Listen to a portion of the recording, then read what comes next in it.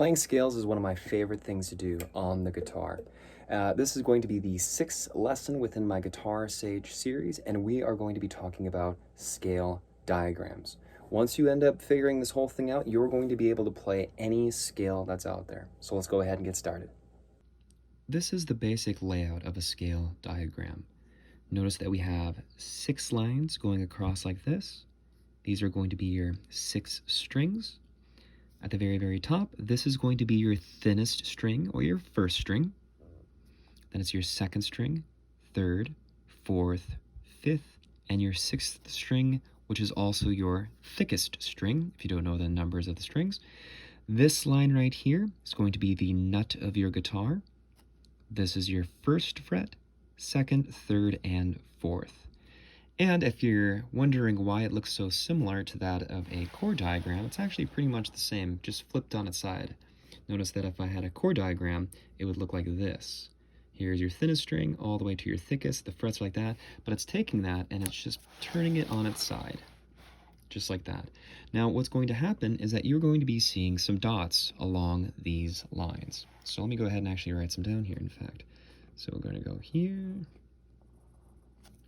And each one of these dots are going to be a note that you're going to be playing. And I've decided to start with one of my favorite scales. It's actually one of the most important to learn as well. This is going to be the C major scale. Okay. So, hopefully that was in camera. I wasn't really looking at it. So these dots along the side right here, all of these are representing open strings. So a good place to start is to start down here on your thickest string. So what we're going to do is we're going to start with this note right here, and that's simply to play your thickest string open, like this. Then you'll play the note on your 1st fret, right here. Then you'll play the note on your 3rd fret, like this. So if I were to play those 3 notes on your thickest string, it's going to look like this.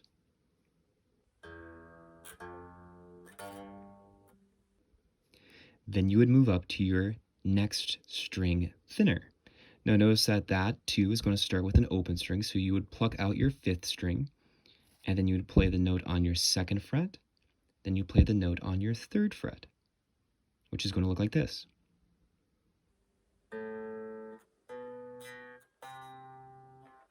The next string is your 4th string. You're going to be playing that one open, and then you're going to be playing your 2nd fret, and then your 3rd fret.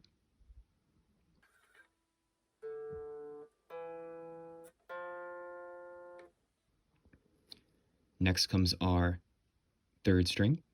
You're going to be playing that open, and then you're going to be playing just your 2nd fret. Then we're going to be moving on to our B string, which is our 2nd string. You're going to be playing that one open, then your 1st fret, and then the note on your 3rd fret.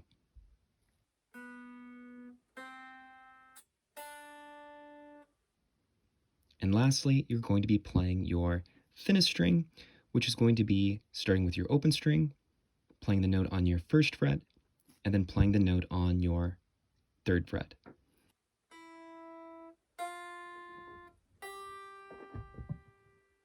So if we were to put that all together, it's going to look something like this.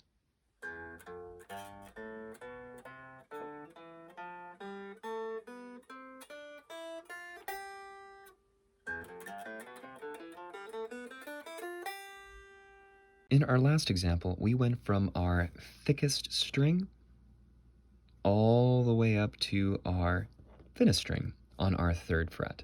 What we're going to do now is we're going to move in the opposite direction. We're going to be starting on the note on our 3rd fret of our thinnest string. Then we're going to be working our way down to the 1st fret, to the open string, and then we'll go down to the 3rd fret of our next string thicker, and then you're going to be working your way all the way down. So it's going to look something like this.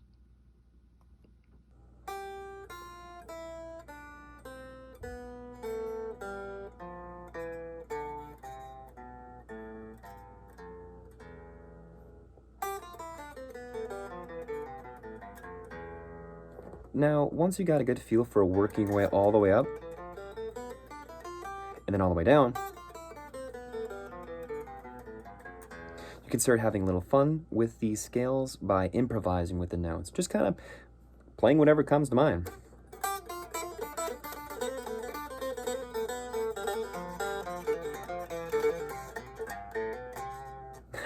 I'm going to be doing a video on improvisation at a later date. So for now, if you just want to work your way up and work your way down, that's going to be a good starting point to getting all of those notes down.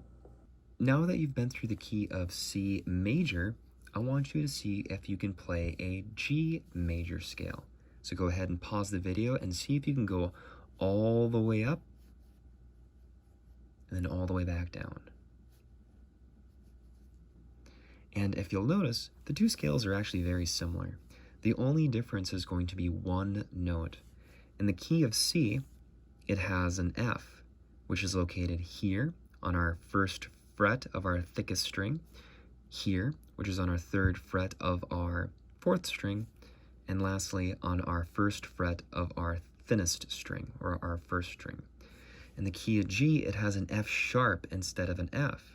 So it's going to be playing the second fret of our thickest string instead of our first fret.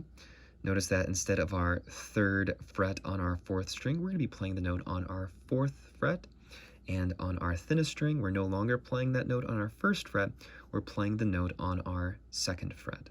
But it's pretty much the exact same thing that you did just a moment ago. You're going to be starting over here, you're going to be playing those three notes, then you go to the next string thinner, and you play in these three notes, and then all the way through until you get all the way to the very, very top.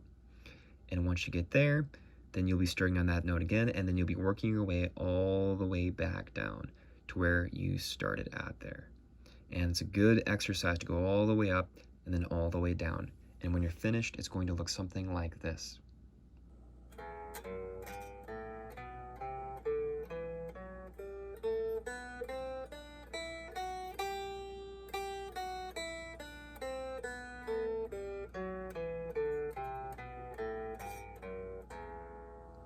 Now, once you can go all the way down and all the way back up, I recommend being as musical as you can with these scales. That's actually one of the main reasons to learn these scales, is to be able to improvise and to have some fun while you're playing them. They shouldn't be this boring, monotonous, going all the way down, all the way up continuously kind of a thing. What I'm going to do now is I'm going to be playing each note a couple times, or I'm going to be changing the rhythms, or I'm going to be changing how I approach them, but it's all going to be in the exact same order that I did just a moment ago. But I'm going to have a little fun with it now. And this is what I recommend you trying as well.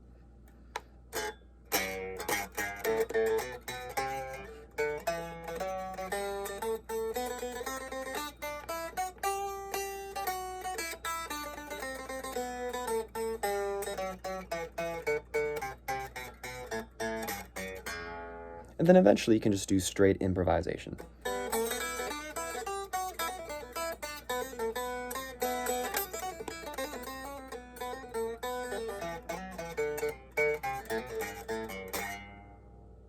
It's a lot of fun.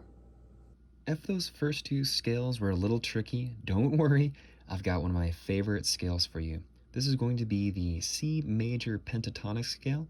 This is also the A minor pentatonic scale, but we won't be getting into that at the moment.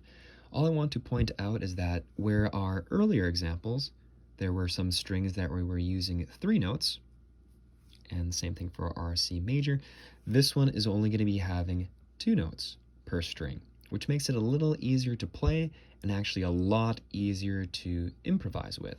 So go ahead, pause the video, and see if you can work your way through this pattern.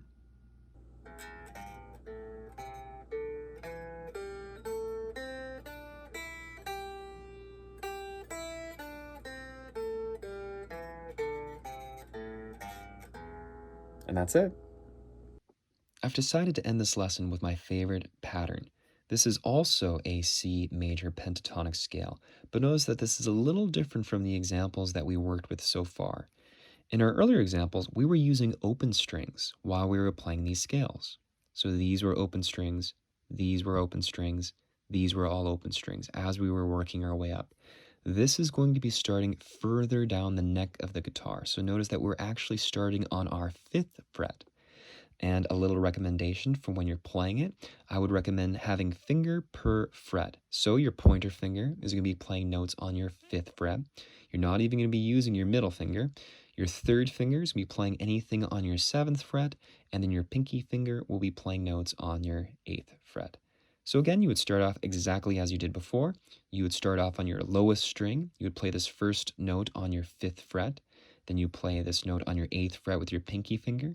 Go back to your first finger on your 5th fret, to our 3rd finger on our 7th, pointer, 3rd, pointer, 3rd, pointer, pinky, pointer, pinky. And when you're done, it's going to look something like this.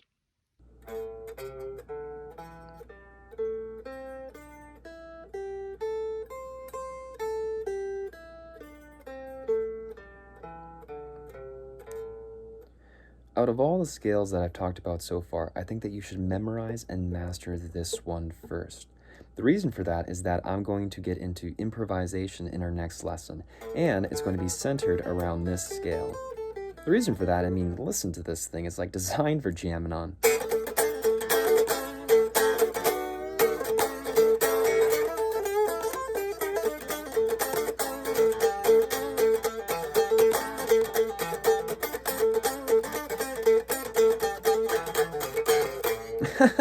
But you're going to have to wait till next time. This is another way to write out the scale that we just ended up playing. Notice that instead of drawing out all of the frets leading up to these first notes, it simply ends up putting that fret directly below the notes. It's just a simpler way of writing this out. So here's your 5th fret, here is your 7th fret. Hello everyone, and thanks again for watching. If you liked what you saw, click the subscribe button below. That's a great way to help support the Headwaters Music and Arts who sponsored this video. We have plenty of lessons coming up and you don't want to miss any of them. See you next time.